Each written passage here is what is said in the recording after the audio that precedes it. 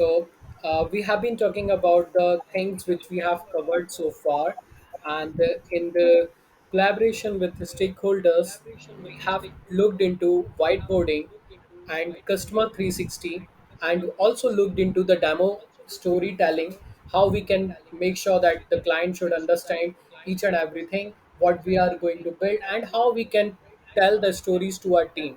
And based on the things, we have also looked into the techniques related to the influence and building our trust with the client and the stakeholders. And then we have moved forward with the sales part, where we have looked into the alignment with the successful outcome for the customer or for the stakeholders. And we have also looked into the leadership management and talked about some prototyping as well. Then, in the customer discovery, we have talked about the theoretical part based on the model which says V2MOM. And based on this particular V2MOM, we looked into the alignment with the company stakeholders and the client. And then we have ensured, with the help of this particular model, how we can make sure that the customer should be a centric, and we has to build each and every process related to that particular customer. And also looked into the governance basics, and then we have moved forward with a content strategic development. Then on 7th July, we have started working on a Salesforce from the basics, and talked about the views of the Salesforce, basically the overview of the Salesforce platform, and looked into the Scrum and Kanban views for Salesforce, and also the tools which helpful for the business analyst to make sure that each and every Salesforce org is being ready for the next release. So in that, we have talked about optimizers, securities, and org health. And even we have looked into the user management, survey basics, and the setup audit trails. Then we have, in the Salesforce journey, we have also looked into the journey of the Salesforce, the ecosystem, the Trailhead, the developer org. And then we have moved forward with the tools related to the Salesforce business analyst person, or the person those who are managing a particular process. In that tools, we have talked about Jira, Sign-off, Smart, Confluence, Gantt chart, and Trello. So in this particular business process mapping, we have looked into the process for mapping a business, and how we can ensure the journey of the customer is being panned down with the use of certain tools. And what are those kind of tools, how to build that Salesforce diagrams, and how architects are ready for building a certain kind of requirements based on the diagrammatic things. We have looked into those side as well. And then we have looked into the documentations of related to the Salesforce business analyst person, which makes sure that okay, each and every requirement is being completed and documented. So in that part, we have talked about how we can make sure the thing has been completed with the help of various documents, and even what are the writing essentials, what are the writing best practices, and what are the steps, key steps to writing a document. And then we have looked into the requirement side, how a particular business analyst document those requirements, and what are the best steps, how to write a good requirement. And then in the user stories, which we will be covering from today onwards. So till now, we have covered almost the majority of the part of the business analyst program, and you can say the course related to the business analyst, which we have covered almost each and every segments. From today onwards, we will be talking about the user stories. In the user stories, we will look into the areas where are people involved in jotting down all those requirements in a simple way. And in this particular segment, which is having a 18% weightage, we will be looking into all those scenarios. We will talk about the introductory part of the user stories. We will look into the why we have to create those user stories, how do we create a user stories, and what are the steps involved in user making those stories. And even we will looking into the consideration while writing the user stories. But in this particular segment there might be add-on, if based on the content which I can feel to share with you all, I will add more content in the tomorrow session.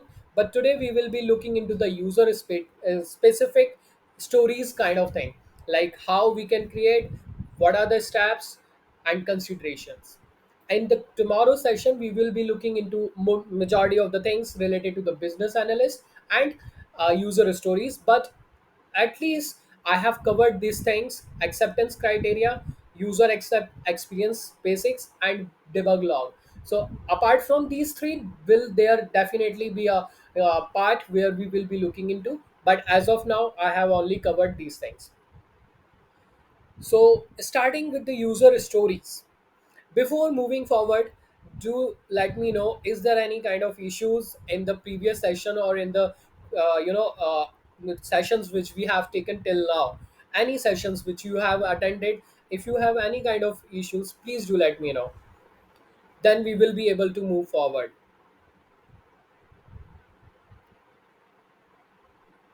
Is there any doubts or queries? All good? Okay. So in the slides I have shown you the user stories. What exactly user stories are?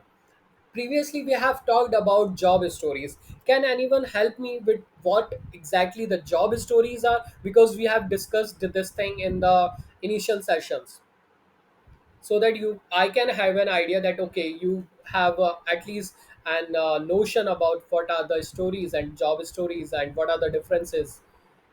Can anyone please share what exactly job stories are?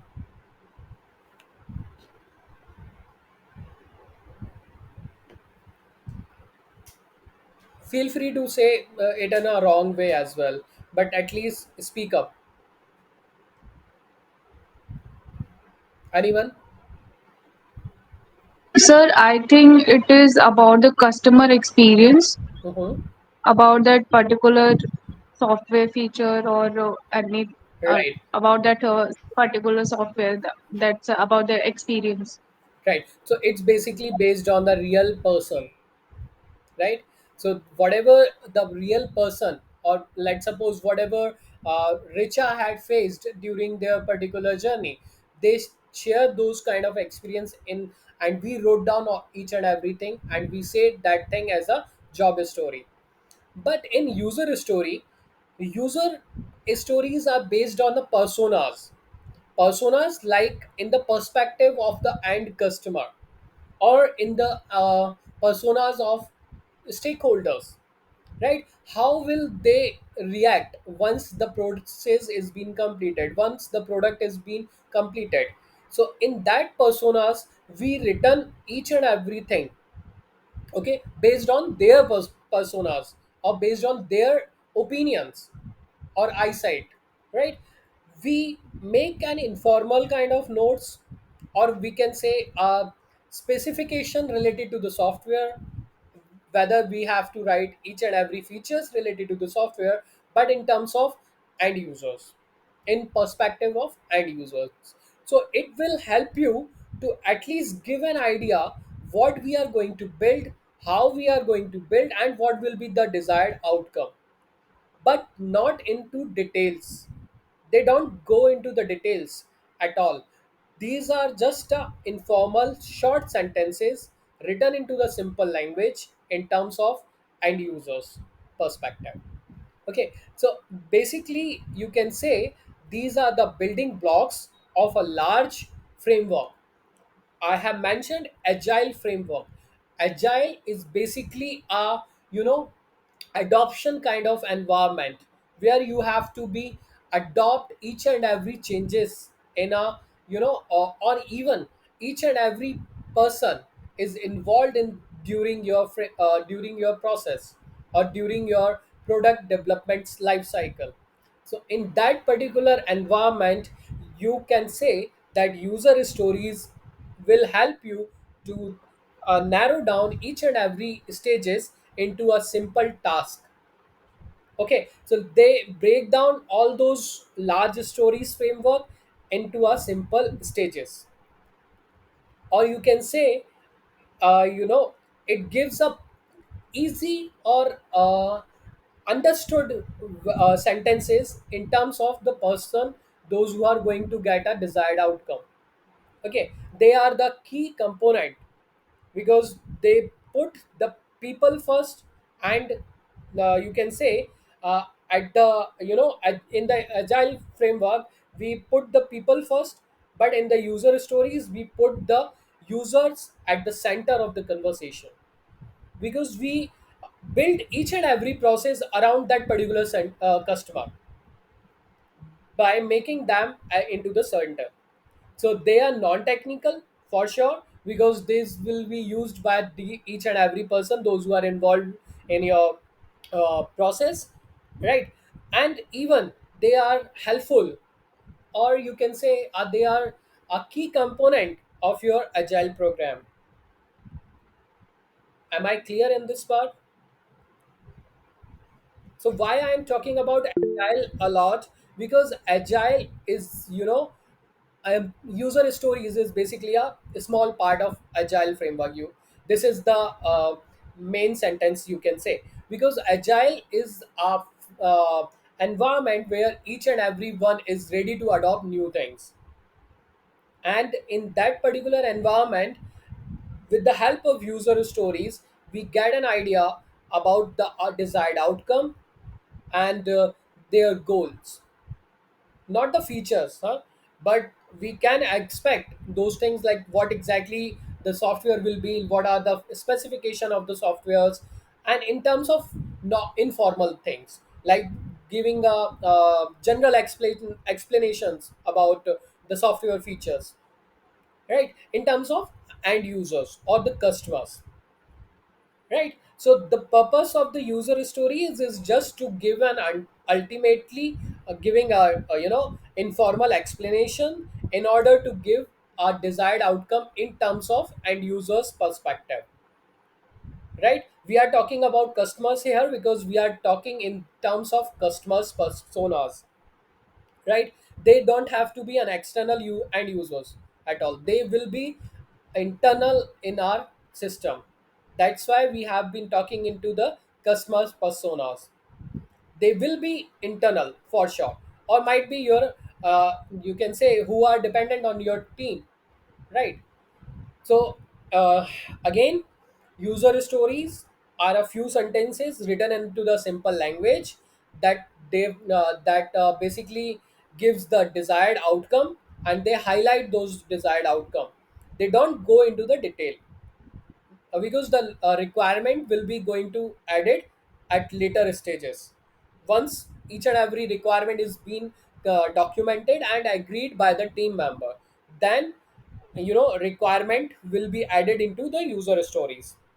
But initially they will be written into the simple language and outlining only the desired outcome. That's why we can say user stories are a building block of the agile framework. In you can see there I have mentioned the epic and initiatives. Can anyone help me with exactly epic and initiatives are? uh, if you are aware about this framework, or if you are aware about these kind of terminologies, can you try what exactly epics and initiatives are?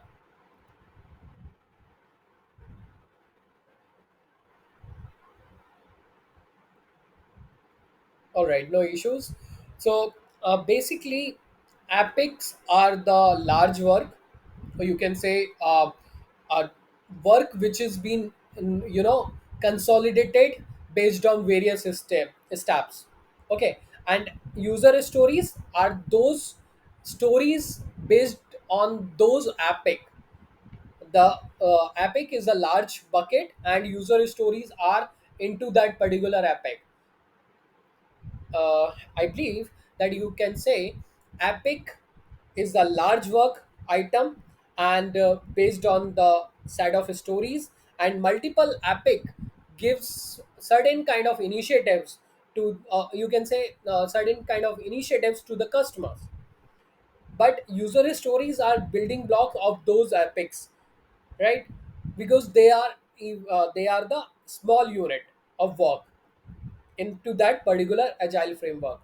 So these large structures gives the day-to-day work, but user stories are basically gives the smallest unit of the work. All right,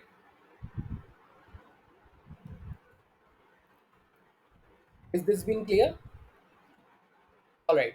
So the thing is, into the sentences, you can say a key component of agile framework is putting people first, because they will be looking in terms of people.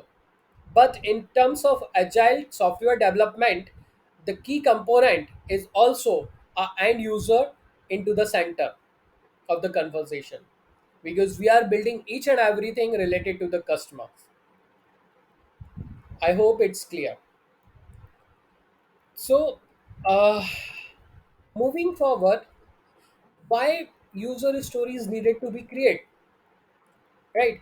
What are the main essential things why user need to be user stories has to create? What it gives? What are uh, the user stories brings to the table, right? So user stories give the important thing because they are associated with the task and gives the values to the end customer, because they are focused on terms of users, and they based on the collaboration with the stakeholders and your client.